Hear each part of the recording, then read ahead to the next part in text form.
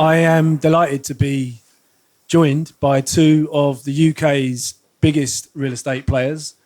In fact, they're practically real estate royalty, you might say. No pressure. Modest intro.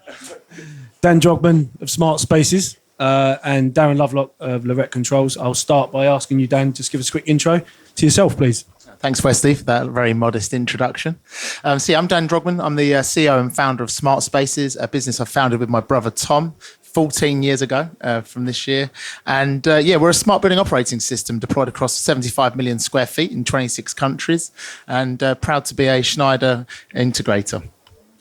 And Darren? I'm Darren Lovelock. I'm the managing director of Lorette. We're an EcoStruxure master partner, have been for about 4 years and had a relationship with Schneider for about 10, I think, on an ongoing basis. Do a lot of commercial real estate in London. 90% of our work is commercial real estate in London, and worked collaboratively with Dan on a number of projects, deploying the Schneider product with Dan's overlay app, Smart Spaces. So, thank you and welcome. What hopefully we're going to achieve here is to hear different perspectives on what it takes to actually bring the smart building to life. And I'm going to start by asking for you, Dan, what is it that you see around the user experience that is changing the demands of those decisions that real estate end users are making? Certainly. So one of our very first projects at Smart Spaces was working on business parks, and business parks have to attract people out of cities.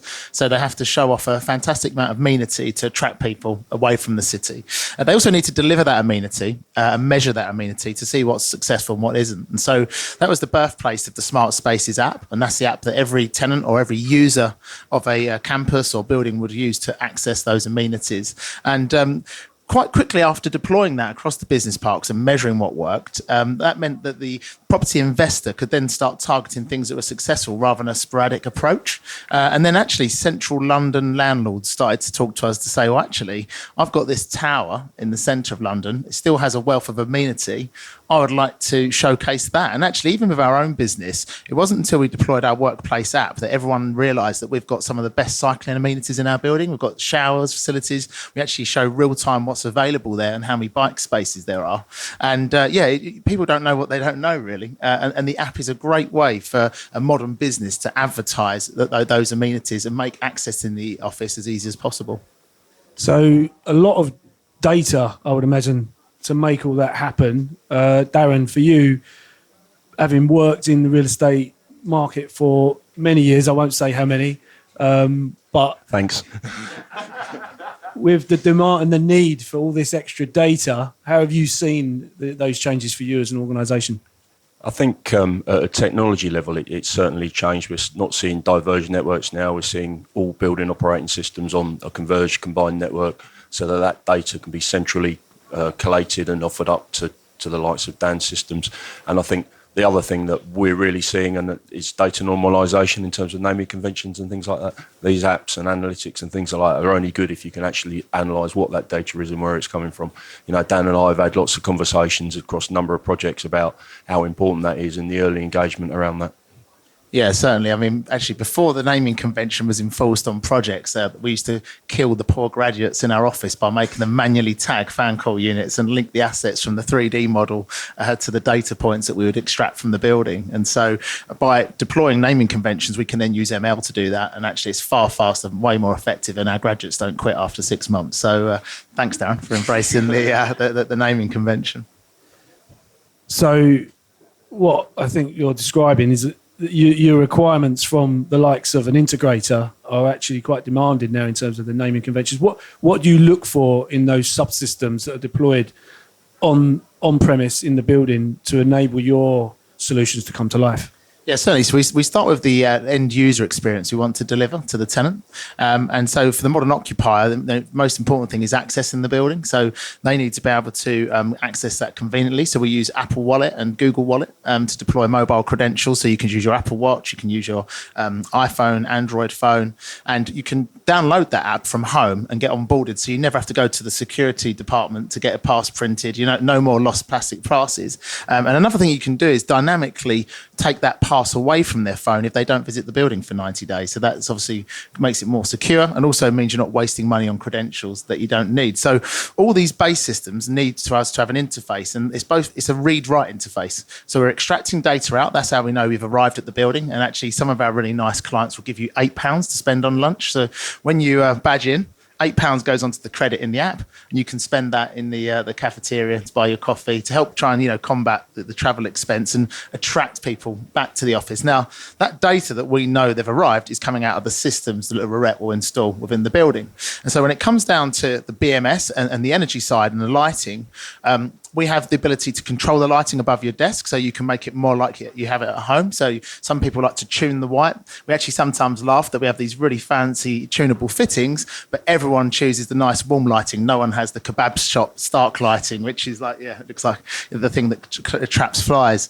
But yeah, so what we do is once we've got that BMS read-write capability, we then can offer people the ability to control the temperature within their space, but most importantly, measure how much energy they're consuming. And these buildings are now going for ratings that they need to maintain, and the energy ratings are in use. And we have to make sure the tenant knows how responsible they need to be to keep those ratings. And so we will tell them if they start to deviate and show them why they're deviating. And that's because we have a two-way interface through the systems that have been installed going into EcoStructure. So the accessibility of the data in the building and the usability of the app is actually changing behaviours potentially of the occupants. Yeah, definitely. I mean, one of the things that JJ Mack, which has been really successful, is the digital signage. Because, smart buildings, a lot of the time, you don't know what you've got in a riser. No one's going to go to the riser and open the control cabinet and go, oh, it's got EcoStructure. It must be smart. So what we do is that we... I know. He's got a whole catalogue of stuff for this he has at home. We have these screens that then will showcase exactly how sustainable the building is on a real-time basis. So when a tenant comes in, they can say, oh, great, we're on target, we're on track. Oh, the air quality here is far better than outside. And these are all things that when you're advertising space against people's homes, you need to demonstrate. And I think the modern employee, Gen Alpha, as they now call them, they all want to save the planet. But actually, there's not enough jobs out there saving the planet. They might have to go and work at a law firm. If they can work for a law firm that's showing that it's as ethical and as sustainable as possible, it's a great advert. And we're seeing these buildings that are showcasing this leasing far quicker than the ones that don't. And you referenced JJ Mack, which is a project in London that Lorette, you delivered as both BMS controls and MSI. Yeah, that's correct. Yeah. I'm wondering, how did you manage your workforce to have the skills needed to adapt to the demands of what the likes of smart spaces needed? Yeah, I think it's a market from a resource perspective that's changing from a conventional old school engineering to more of an IT type engineering base. So knowing about IP addressing, know about coding. And one of the big changes we've seen is, 7-8 years ago, the building management system market went towards open protocols, which Schneider have fully supported, and BACnet. But we're now seeing MQTT as an IoT protocol is becoming more and more of a requirement across projects. And that really does need a different level of skill set. And those guys are great at MQTT, but won't necessarily know how a building controls from a temperature perspective. So that divergence, it can be quite a challenge. But I think it's about early engagement across our teams and engaging with Dan's teams. I think the other thing that Dan picked up on kind of the digital signage and the user apps is we're seeing a big move towards kind of the wellness thing and well standards, and that is really driving a lot of this. The more visibility you can give the occupier of temperature, light levels, air quality, the more comfortable they feel, just from a mental perspective in terms of, okay, we know what's going on. And I think we're seeing that in the London market a lot, Dan, aren't we, in terms of, the well standard driving a lot of this as well. Yeah. So one of the most popular features on our app is desk booking, especially post-COVID, where people are adopting off it in a hybrid fashion. And we actually showcase the environments on the floor plan. So taking the data out of EcoStructure on the desk booking plan, it will show you how cool a space is, what the lighting setting is, and how noisy it is. And so people can go and choose in a place that's quiet and cool and very for focused work. But if they want the hustle bustle of the office, they can move to another space. And actually, even more importantly, on the days that don't have many bookings, we do something called stacking, where we switch off spaces. And so they can't be booked. So we get critical mass onto other floors. So we're optimizing all the time. But yeah, coming back to JJ Mack, I think the great thing there was that we were both instructed so early. We were like stage 3.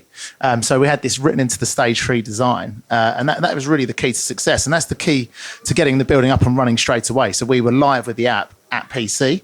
If you do that, you then get mobile adoption day one, and you're not fighting against people who've already been issued plastic cards. It's way harder to go in retrofit, deploy the technology and change people behaviour.